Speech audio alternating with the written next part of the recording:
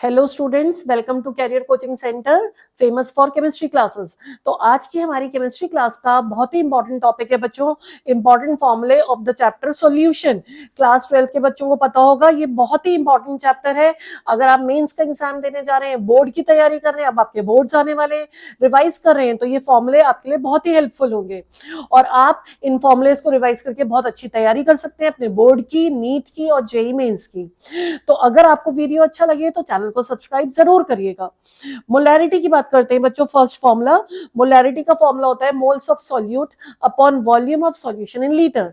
Moles of solute कैसे निकाले जाते हैं? W2 upon M2 into V in litre.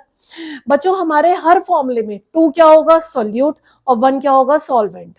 तो W2 अपॉन M2 तो क्या हो गया? मोल्स, और V in litre. Molality, second formula molality. Molality क्या होता है? मोल्स ऑफ सॉल्यूट पर केजी ऑफ सॉल्वेंट में कितने हैं। सॉल्वेंट का वेट केजी में लेना है, बाकी दोनों ग्राम्स में। तो W2 upon M2 W1। W1 क्या हो गया? Weight of solvent. Normality, normality क्या होता है? Number of gram equivalents of solute. Solute के कितने ग्राम इक्विवेलेंट लिए गए हैं पर लीटर ऑफ सॉल्यूशन। तो W2 upon E2 into volume in litre. E2 क्या होता है यहाँ पर? Equivalent weight. इक्विवेलेंट वेट कैसे निकाला जाता है बच्चों? अभी मैं आपको समझाऊंगी। नेक्स्ट फॉर्मूला है हमारे पास मोल फ्रैक्शन। इस मोल फ्रैक्शन के सिंबल को हम क्या बोलते हैं? काई। काई 1 यानी कि मोल फ्रैक्शन ऑफ सॉल्वेंट, काई 2 यानी कि मोल फ्रैक्शन ऑफ सॉल्यूट।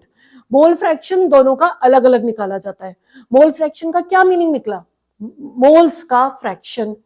तो सॉल्वेंट के moles upon total moles, solute के मोल्स अपॉन टोटल मोल्स, और दोनों के मोल फ्रैक्शन का सम हमेशा क्या होगा? 1 होगा। ठीक है।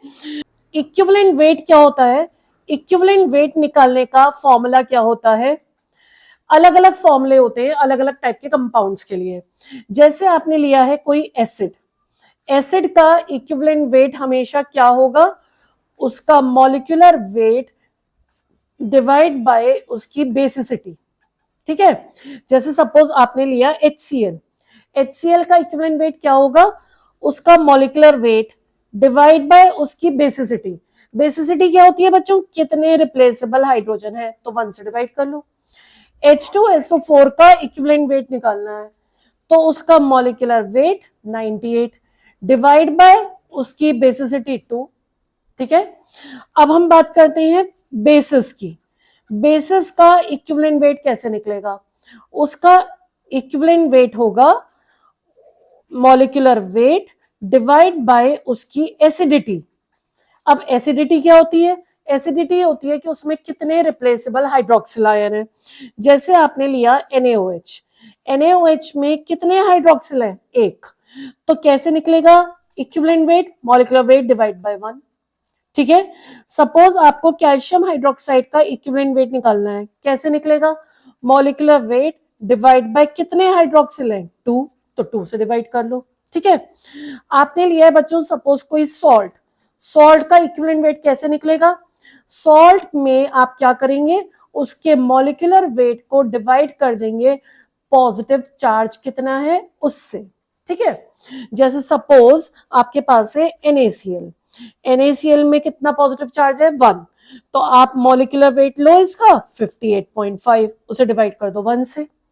सपोज आपके पास है MgSO4, कितना पॉजिटिव चार्ज है? +2।